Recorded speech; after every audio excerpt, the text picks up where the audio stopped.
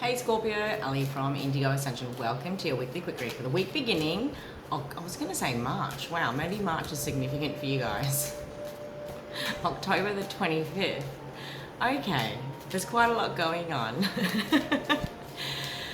Now, this week's quick reads, because there is quite a lot going on, Scorpio, it's really hard to determine what the best content is to sort of cover. And we've recently had that full moon in Aries, which was also subsequently accompanied by a Pluto T-square. It beautifully wraps up some of the major planet retrogrades, which happen every time this year. But Libra, Scorpio seasons are very much a balancing for the collective.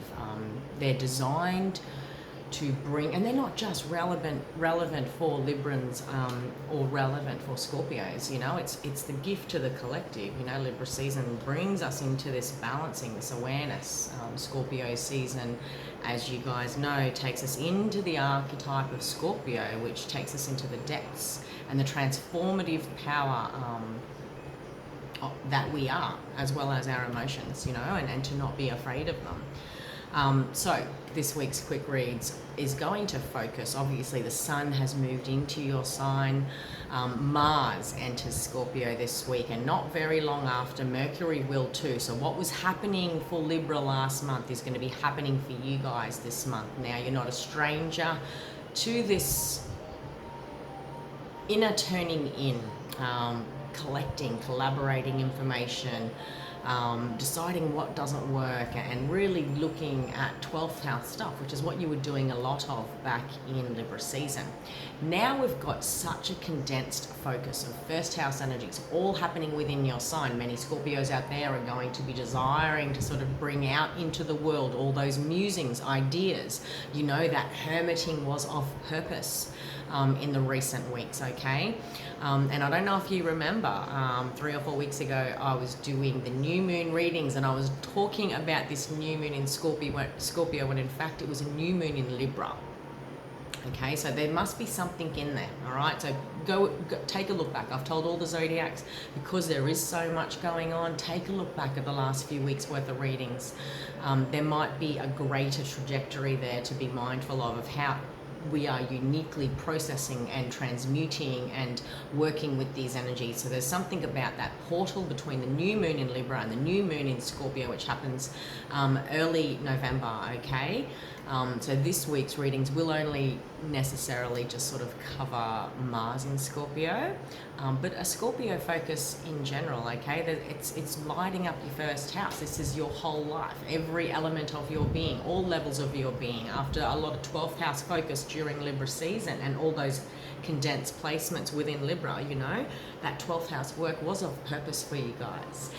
You're going to be driven more to really address anything and everything that is you and your life and what is important for you. There's going to be this fired up first house energies, and you're going to be feeling this for the next 6 weeks in very many ways, thanks to Mars being in Scorpio land. Let's talk about this Mars in Scorpio archetype.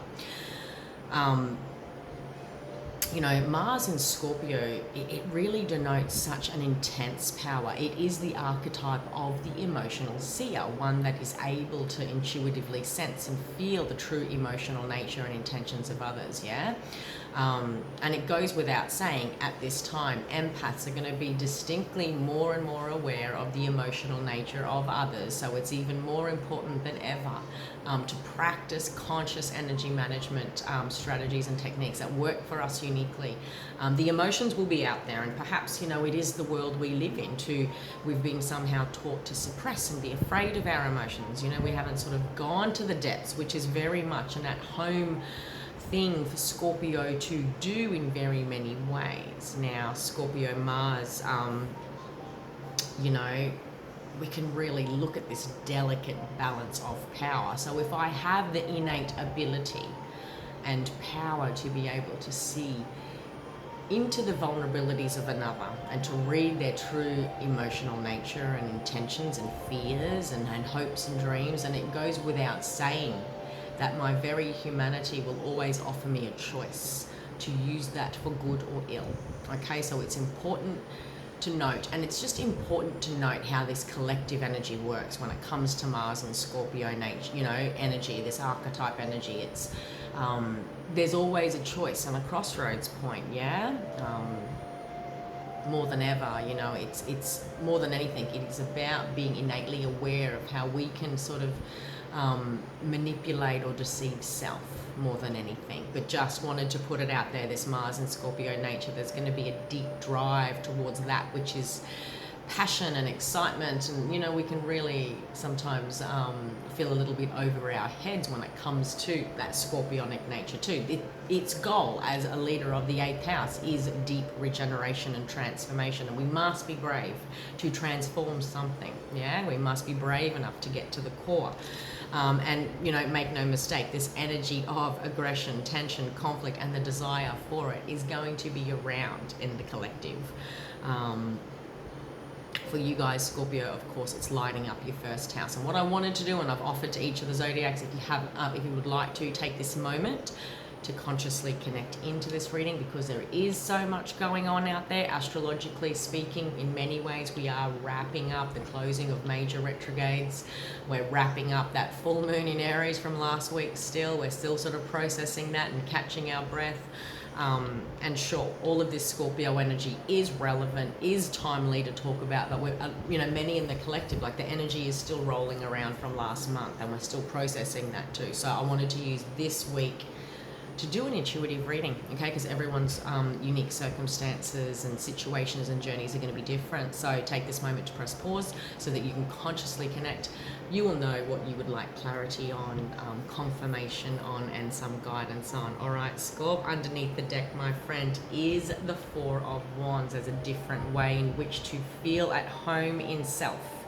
Maybe in many ways through those 12th house transits you had, through all of those Libra placements and Libra season, there was a new way in which to connect, to nurture, to build a foundation, to nurture self. There was connections to the mother, this mother energy, divine feminine energy. Four of Wands talks of home and hearth, marriages, celebrations, feathering my own nest, okay? Perhaps after a time of not really wanting to address this, there was a blindfold there. Maybe there is something bigger here when it comes to timing. The Two of Swords can talk about a 2-year story.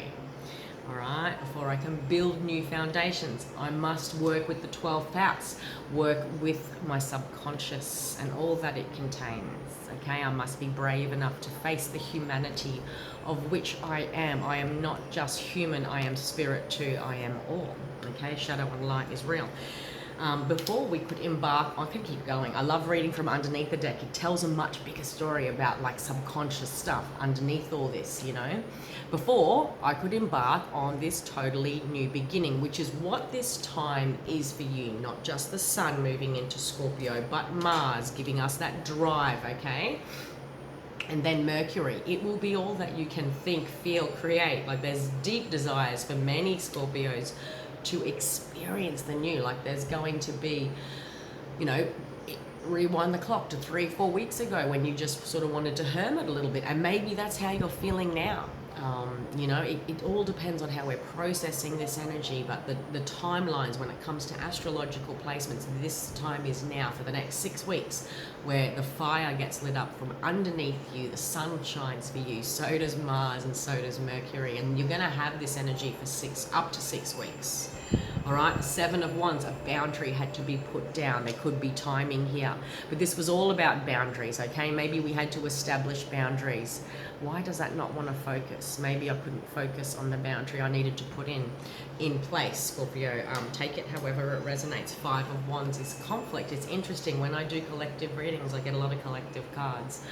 The Five of Wands talks about conflict, inner and outer, competition, competing against self, time, the very humanness that I am and that of others, okay, and desiring and knowing I needed a new beginning and to create foundations, new foundations, but how they were going to look and how they were going to come packaged That's another thing entirely. In the recent past is the Knight of Wands, and there's something fleeting, passionate and exciting about this. Maybe you receive some inspiration, some downloads, ideas, aha moments during Libra season last month that really lit up some, and maybe you didn't want to talk about it too, is the other thing I want to say when we're processing 12th house stuff. In the 12th house, we're dealing with the subconscious. We need to work with, the way in which we can be our own undoing.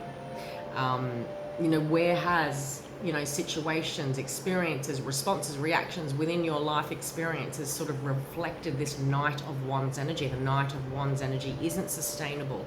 It does light a fire, it does create passion and create a stir, but it may not make its way to King, okay? It goes without saying the Knight of Wands also talks about feeling fired up and excited and passionate about my life, my path, my purpose, again, my goals, and these new beginnings that I'm wanting to implement, okay? I do see here for many Scorpios, it is going to become very, very clear with the with the slow progression into all of this condensed first house energy. Like I said, not just the Sun, but Mars and then Mercury. You're going to become distinctly aware of what needs to be let go of, Scorp. Okay, the Ten of Wands has shown up in the future. The Ten of Wands likes to sort of represent empaths. It likes to represent the mother, like that nurture energy when we're doing everything for everyone else. There's something here that needs to be let go of. And see that snake tail? This snake is featured throughout the deck. But it represents the past. It's just the tail. There's something here from the past you are holding on to still. And perhaps that is what needs to be let go and identified so that we can truly embrace everything that is being put up on the platter for you when it comes to a whole new beginning across the board with such a concentrated focus in first house energies for you, Scorp. All right, that was your quick read for the week beginning October 25th. I hope you got something out of that. Until next time, take care.